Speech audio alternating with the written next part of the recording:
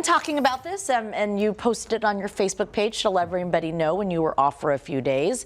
And now we're talking a little bit about it because you had to take care of something, Scotty. Yeah, I had this spot on my nose because of too much time in the sun. It happens to a lot of people. You know, that's why we live in Arizona, a lot of sunshine. However, too much sun can be really dangerous. So I underwent this procedure known as Mohs Procedure. Maybe you've had it, maybe you need it. Little warning though, one of the pics is a little graphic. The purpose of this surgery is to actually minimize the amount of tissue that needs to be removed. Usually sometimes when people have skin cancers or growths on their body, we take an excision with a little bit of a margin. Unfortunately, we don't have a lot of real estate on the face. So we want to take as little tissue as possible, but also we have the skills with Mohs surgeons to help reconstruct that area in a nice cosmetic outcome. Dr. Karan Lau recently noticed a suspicious spot on the side of my nose, and he was right. A basal cell that needed to be removed. So basal cells are due to cumulative sun exposure. So this is something that have you been over time. So early sun exposure in the teens, 20s, 30s is where you get those DNA damage changes that contribute to skin cancer development. Now, on the East Coast, most of these changes stay quiescent for a couple of years and people start getting skin cancers in their 50s. That's normal, 40s to 50s. In Arizona, I have caught basal cells in people as young as 20.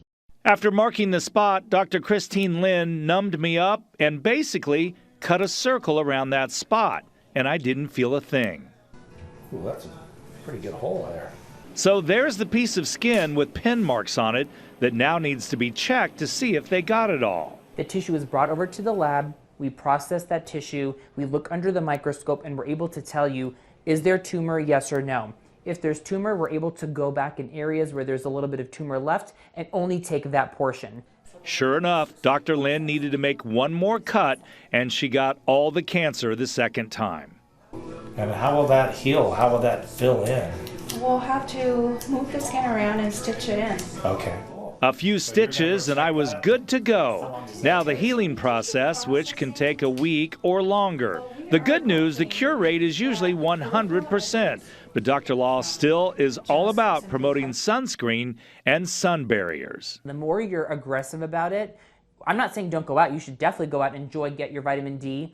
And sunscreen doesn't prevent you from making vitamin D, but if you've had skin cancers, the higher the SPF, the better it will be for you. You should have heard the screams in the studio. I know you warned us. I've seen it before, but still. It's what they do. They literally cut a hole in your skin. So the Mohs procedure was a success. It's super easy. They took out the stitches yesterday, and you really can't even see anything, right?